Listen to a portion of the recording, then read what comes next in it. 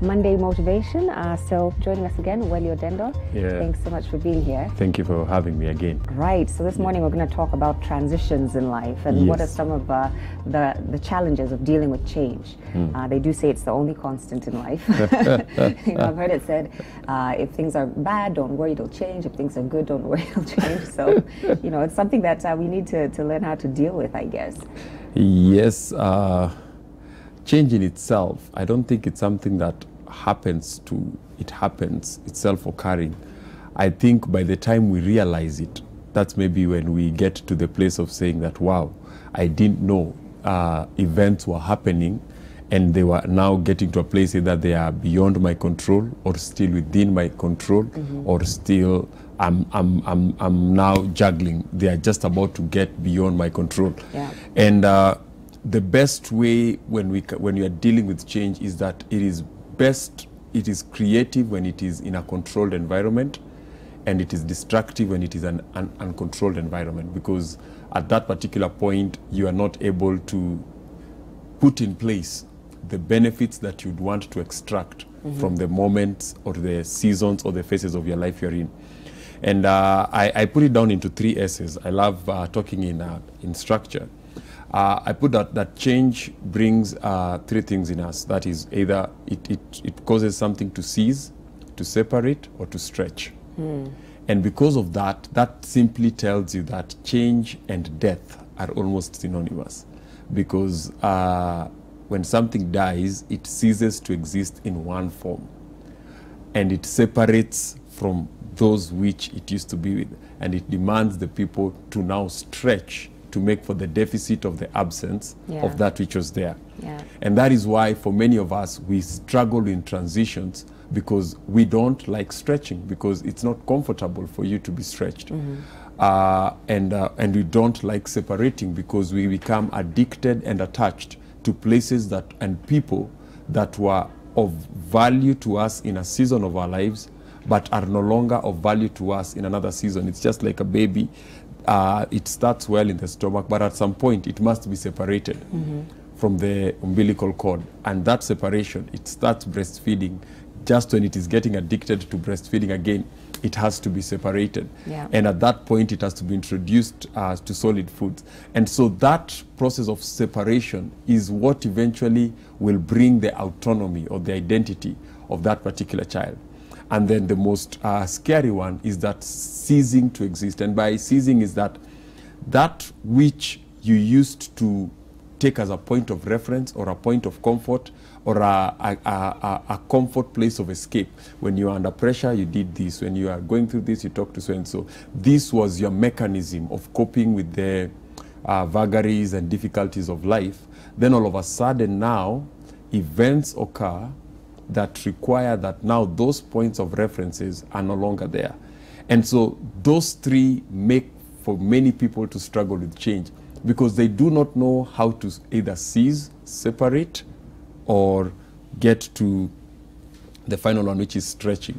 But if you know how to do that, and for you to get to a place where you can do that, you must resolve the inner conflict, because that is the biggest hindrance to change, inner conflict. I mean, yeah, but you've talked about control quite a bit, and it really is about control and feeling like, this situation is I'm out of my depth here. We can't control change, we can control how we react to it. And a lot of people sometimes when they're going through change don't necessarily understand it. And I think that's step 1 in probably managing this whole situation is understanding what's actually going on. Like, this is an actual transition, because sometimes we just want to hold on to things. We want to just, be where we're comfortable. I like to look at change this way. For many of us, we wait for change to trigger the control. But change should be controlled. I should put myself in the place where I trigger, hey, where I want to be in the next 6 months, I want to be there. I cannot wait until events organize for me to get there. So I must control the immediate so that I can reach the ultimate. So what are the things I must control immediately? By bringing that level of what I'll call organized chaos. That's what control is. Organizing and creating chaos so that I create space for the new, for the big, because I have to stretch to carry more. So creating the chaos so that it creates space means some things that were of value, I have to move them to the side because greater things, I want to make space for them. So if you put yourself in a place where you are waiting for a signal, you are just like us who went to school. We knew after 4 years we'll sit for an exam. And then second term, fourth year, that's when now you, I don't know, you get saved, you find religion, now you are writing verses on your paper. Because now the fear of the exam is what is controlling your discipline.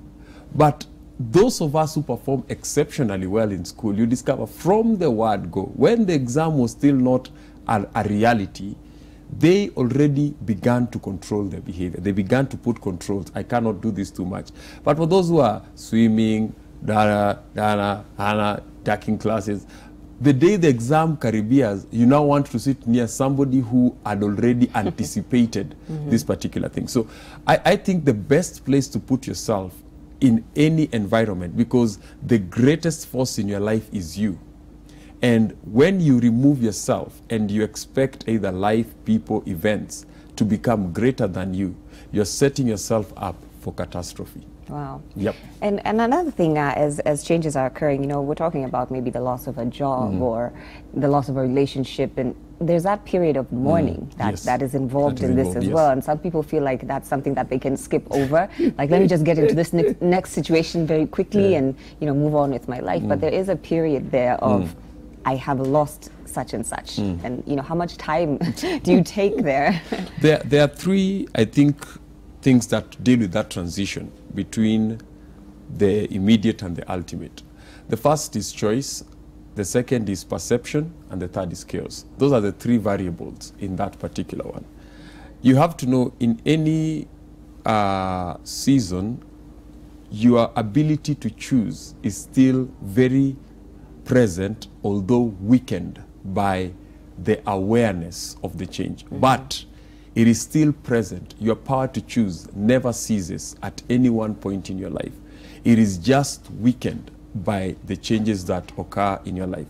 And so I say that choices create consequences, but they don't control the consequences. You make a choice, you have actioned a consequence. Consequences are controlled by principles. So if you're finding yourself experiencing particular consequences, then you need to take a step back and ask yourself, what choice am I making? But you may say, I'm not making a choice, I'm a victim here. But even as a victim, you still have got to know there are principles that can change the consequences that you have. So if I choose to obey the principle, I can automatically reverse the consequence. It sounds technical, but it shouldn't be. So at any season in your life, whether it's a relationship, whether it's a job, whether it's a loved one, whichever it is, at some point in that moment of grief, your ability to choose still remains, but it's only weakened by the presence and the pressure and the weight of that moment of separation, or the strength of the stretching, because now you're stretching out. The second one deals with perception. And with perception, I say, perception determines priorities, but not realities. When my perception is, because Joy is not in my life, I will fail, I'm a crumble, why should she live my life at such, or why should my boss just fire me, and right now I've just taken a loan, my axle is at the port, what will I do? My perception of your choices about me will create the priorities I'll make, but that perception in itself does not determine the reality. The reality is this: you are here playing a role, and that role was because of your competence, and your competence has not evaporated by my loss of value. Although it might seem that way. Yeah, but although at the moment your perception feels that way. So my perception will determine my priorities. If my perception is, my God, I'm a loser, I've lost and now I'm a loser, if I attach that, and then slowly by slowly, I'll begin to prioritize inferior methods of solving the problem, quick escapes, because your perception is telling you, because you remember you're avoiding, you don't want this to cease. Yeah. So you're trying, I don't want this to cease. So your perception will start creating and triggering priorities for you. And before long, you'll find yourself, you have dug the ditch 7 inches or 7 feet deeper when it was just 1 foot. You dug 7 deeper because you're trying to dig down to see if you can find a solid bottom. So you have to know that your perception in any event of your life affects your priorities, and they determine your priority. But you must be sure that those priorities that you're doing right now, the things that are important to me right now, they are not necessarily realities of what my life is all about. So that's the thing that I think we should put out there. And then the final one is about chaos, which for many of us, this is what makes transitions very difficult, because you are dealing with something that is out of your control but affecting you. You are mourning, or you don't have money and you now need a way of creating income, and you just can't sit at home with your mom and tell, hey mom, suniandikie manoti hapa hivi za taoka. It's not something you can sit at home and with your family and decide. It's something that you find, it's a variable that is beyond your control. And when many of us find ourselves with those chaos, we wonder, now what should I do with variables that are beyond my control? Because they are affecting me directly. When you're dealing with variables beyond your control, the best way is to adjust downwards, but keep your attitude upwards. Because when you're trying to maintain the normal and you're dealing with variables beyond your control, variables beyond your control have an ability to drain a lot of resources, a lot of energy. They require higher levels of counsel, higher levels of competence.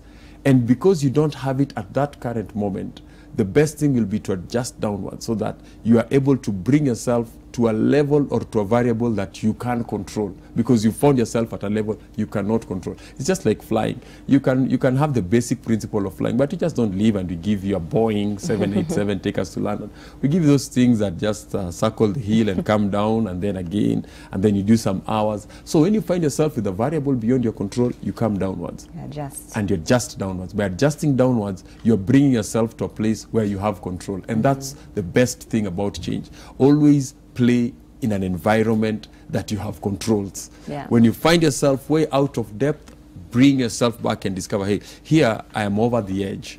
Let me bring myself back. I thought I was Superman, but I'm Batman. Yeah. I need to run, so I need to create things. So you have to bring yourself always to elements that you can control. That way, you will not be swamped. Because it's so much easier for people to just play the victim when change is happening. Yeah. I mean, I didn't ask for this, it's happening, and here I am, and woe Eating is me. chips It's much easier for us to get to that place than to think, okay, I need to adjust my thinking and I need to, adjust to this situation. Because we are socialized to find comfort in convenience. That's how we are socialized. And that's why whenever change comes, it dictates and it challenges the comfort and the convenience. So whatever was conveniently accessible to you is no longer there. And so that socialization, when it is confronted, that's when you discover, I have no mechanism of dealing with my conveniences being removed, because some of these conveniences are things I met. Maybe I always hear people who do music on a guitar, industry. We are in the industry. Those of you are journalists, we are in the industry. This is how the industry acts. This is how we behave. This is how. So then slowly by slowly it happens that one of us breaks up or goes higher than all of us, and you still have to put in the hours, and then they become bigger and bigger and bigger and bigger, and you are thinking, but I trained this guy or I helped this person. And so you begin to struggle reconciling, why is it that I'm putting in a lot of hours and it's not paying back? So you begin to play victim, because you're socialized into thinking success should visit our homes at the same day because we were brought up together, we started our career together. You cannot just be, so we start thinking, we maybe kuna kitu anafanya huko chini ya maji, hizi vitu, is either going to the ocean or sleeping with the who or being, that's what you think, because it's very easy to justify it's happening to them because of this and this. But the truth of the matter is this: success, although it's guided by principles, it doesn't visit us at the same time. Just like trees, there are different kind of seeds. They require a different time of period in order for them to reach their height. So it is people looking for convenience in that moment of chaos that makes change become very complicated, and they actually make it more complex in that time. It's just like I always find people who are looking for convenience, they're trying to find the happy spot. But when you are talking about change, you have to find the healthy spot, because happy is not necessarily healthy. You have to find the healthy spot, because when you find the healthy spot, it means you've put yourself in a place where your inflow and outflow are at harmony, and you have calm, you have order, you have control. Happiness, you have no control. So consistently, you have to trigger it. You have to trigger it. Sure. And the more you're triggering it, it is not making a demand on your growth. It's not stretching you. It's not making a commitment to the choice that to separate. It's not making those enhancements. So you find yourself addicted to wanting to be happy without desiring to be healthy. And so it becomes, you make it even more complicated. For those of people who do counseling, they'll always tell you the problem might have started there, but these perceptions and invariables and this person trying to fix everything up. Now we started with a duck, now it has horns, and we're wondering now, what do you put on this thing now?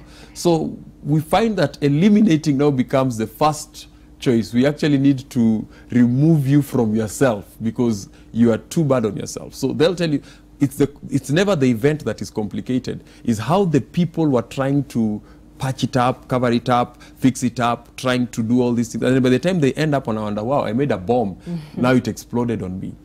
That is where the real challenge is. Yeah.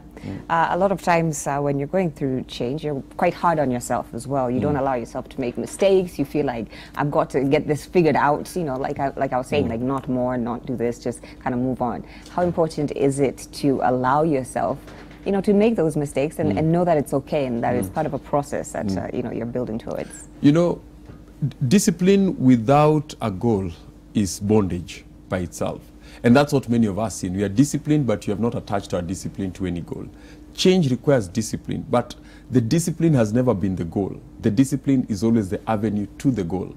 And that's what even change is. It's an avenue to a goal.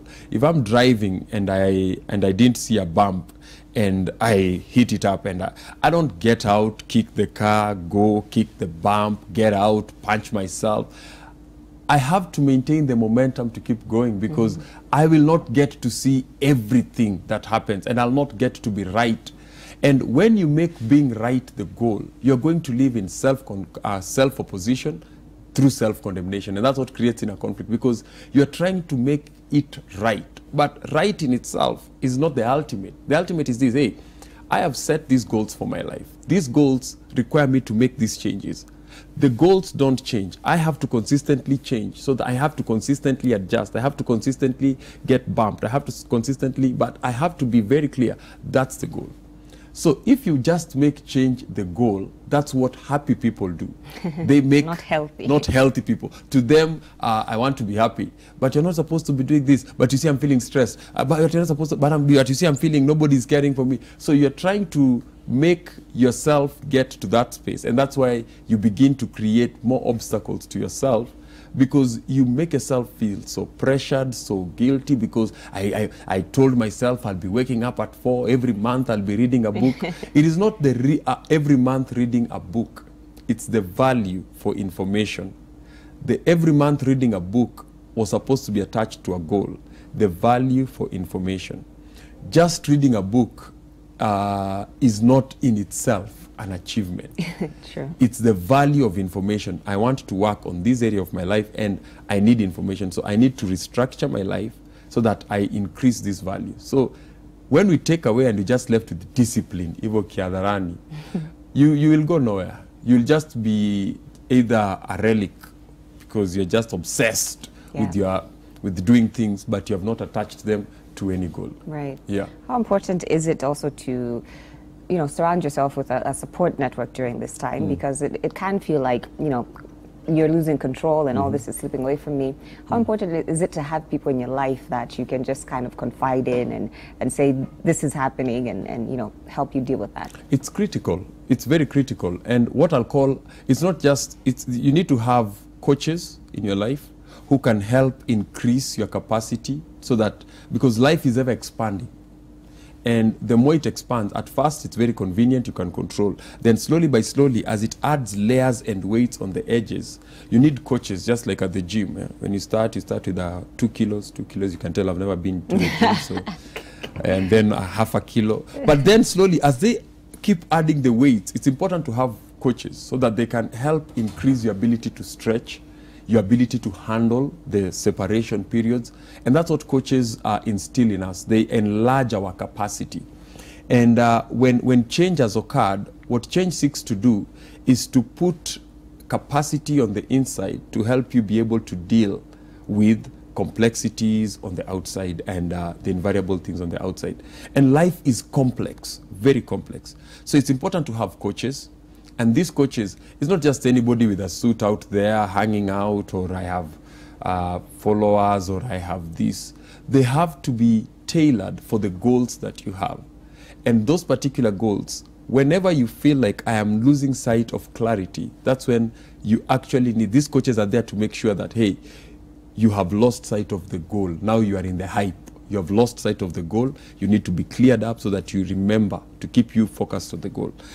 You need people who just are like your companions, whom you are going through. You are committed to the same goals in life. Not necessarily the same career, but you're committed to this. They are highly driven as you are towards realizing particular goals. You need those companions in your life. They say that you become the average. In a companion of 5, you become the average of the least, not the highest. Oh, really? So if I'm a 10 and we join ourselves to a 1, we'll become a 3, not a 7. Yeah. So it's very easy. The list will automatically set the average from which you're going to be divided. You'll be a 1 over 10, not a 10. You'll be 1 over 10. So it's important for you to have those companions because they keep you stirred up. Because the coaches are not your buddies. They're not your friends. They're not guys who'll say, oh, Niaje, oh, come to. They're not there to be your friends. That's why you get friends elsewhere. They'll help you. And then now you can get what you call your career mates or your life mates. They're now there to help you. You're in the same field. You're in the same career. You're pursuing particular things.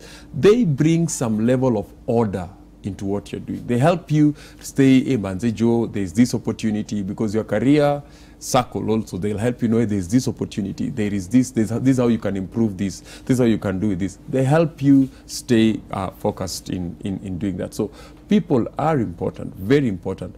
And I tell you, the worst thing that has happened to many people, and that's why there's very little change happening in their life, is that they allow their friends to choose them. They never chose their friends, because friends should be chosen.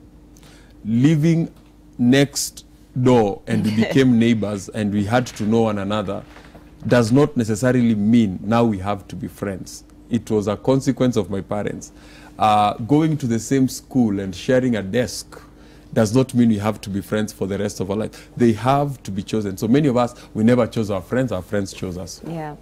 Also, I want to talk about the difference between external change and internal change, because sometimes when we're going through things, we're so quick to fix externally. Okay, I lost my job, let me get another job. But you're not even really focusing on what needs to change within you before you even make that shift. What's the relationship there between fixing things externally and also self-evaluating and making sure that you're growing throughout this process? Internal change comes from choice, and that choice demands commitment, and that commitment puts you in a place where you challenge yourself. So when you're talking about internal change, there is a lot of choice involved, conscious choosing of what is going to happen. There's a lot of consequential thinking in what is going to happen. When it comes to external change, those who maybe prioritize external change is just like having a crack on the wall and painting it instead of fixing it. What happens is that with external change, you will focus so much on building the image of what you think is lacking, but slowly by slowly, you will not be able to bear the weight, because you can build the image of a millionaire, but you cannot, if you don't have the weight of the millionaire, one day you'll be asked to do millionaire things. And that's the day you'll find yourself in millionaire problems. And you'll discover that millionaire problems require millionaire thinking. And the reality of that day is that you had the image of 1 million, but now you went and dug a real million hole by raising expectations of people that you can deliver at that level. And that's what happens with people who create external change, because you are selling more than you are. And then when you are served the more that you're selling, you begin to suffocate and you begin to sink. And that's why people, they implode, they collapse from the outside in, because they are putting themselves out there that they can carry more. But basically, they didn't have the internal structure to be able to carry that which they were selling out there. Yeah, so it's important to make it a full, like, full 360 life change. cycle. Actually, if you prioritize developing your capacity on the inside, it will increase your competence on the outside. Wow. But if you focus on increasing your capacity on the outside without competence and capacity on the inside, you'll discover that your competence on the inside will struggle to be able to deliver to the capacity of the people who are on the outside. Absolutely. Yep. There are people who are stuck in this rut of change because they're not letting go of where they are. You're not really focused on where you're going, you're focused on this feels good right now. So, and I think that's also important to let go of where you are to get to where you're going. Yes, yes. That's everything. Change is about that. Change, when we talk of change, I remember in high school, unfortunately, for some of us, we remember everything we were taught when we don't have exams. So I think it's the exams that were creating the problems. Yeah. There was this particular rock, they will call it like a metamorphic rock, where an eruption would occur.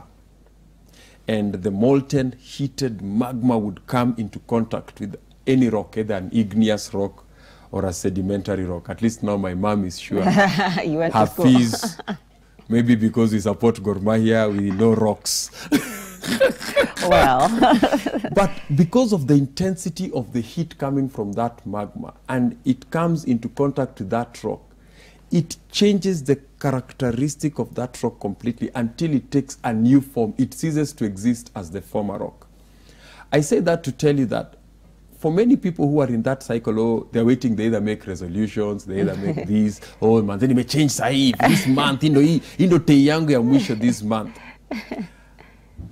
Change requires that intensity of heat. It requires intensity, and that's why it is not just about choosing, it's commitment to a choice.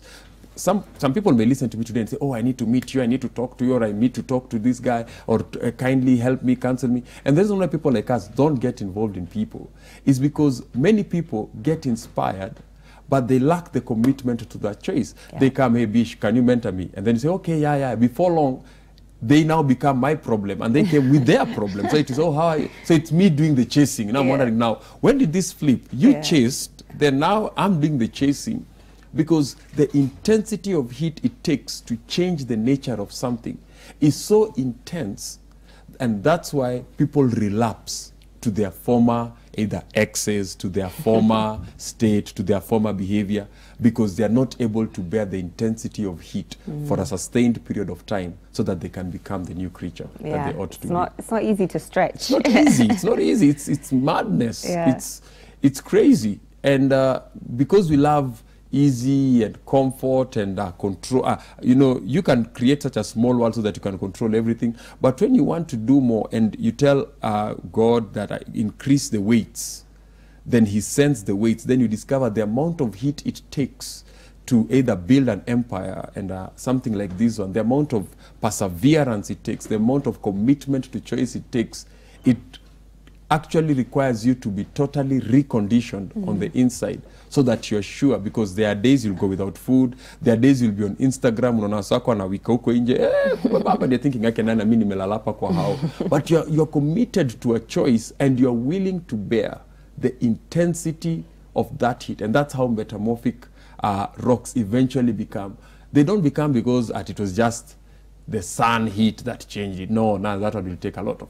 It's the intensity of heat coming from the bottom, from the inside, coming out, that makes necessary changes and changes the entire characteristic of everything. And that's why everybody can be successful, but not everybody will be successful, because very few can bear that intensity. Yeah, can stand the heat, so to speak. Yeah. When you think about change, the first thing that you think of is probably not that. Change can be rewarding. Yeah, actually, but it can be. Yeah, it should be rewarding. All change is good because it eliminates jokers from the playing field and leaves the people who really, really need the space to be able to utilize the space.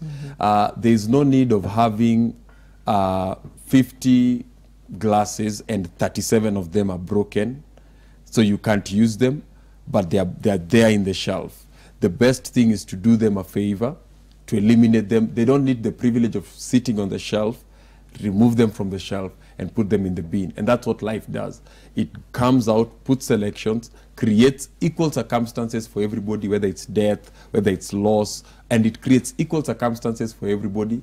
In the midst of all of that, the way they fire cups in a kiln, in the midst of all that, some will break. And the reason why they break, they say when they're doing those pottery things, they say it's because when the clay was being mixed, some had some impurities, some had some air bubbles on the inside, some there was some little glass or sand. So when they put it in the kiln, in the heat, it came out looking very, very nice. And it came out as though like the other. You cannot see it with the naked eye. When you pour water, cold water, you see, you will not see it. But now when you put it on the heat, that's when that gap that was there begins to expand. And then you discover there was a gap and they break. And so it is very important for you to know that life is not punishing you. Life is just putting opportunities for you to make the choice. If you're going through poverty, you can make a choice.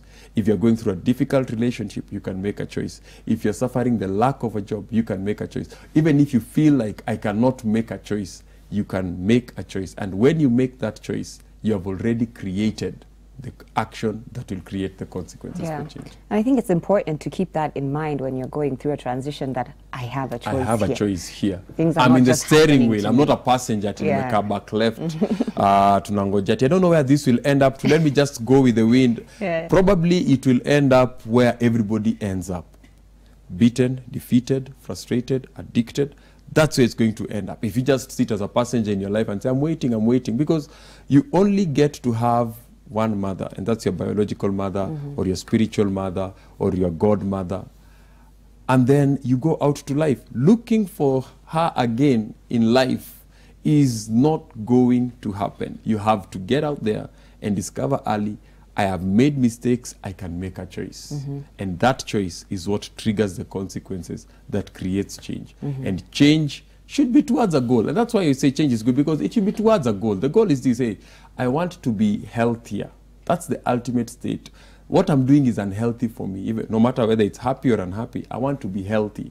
And what is the healthy choice, not the happy choice? What's the healthy choice? Then make the healthy choice right now, and then commit to that choice, and you'll get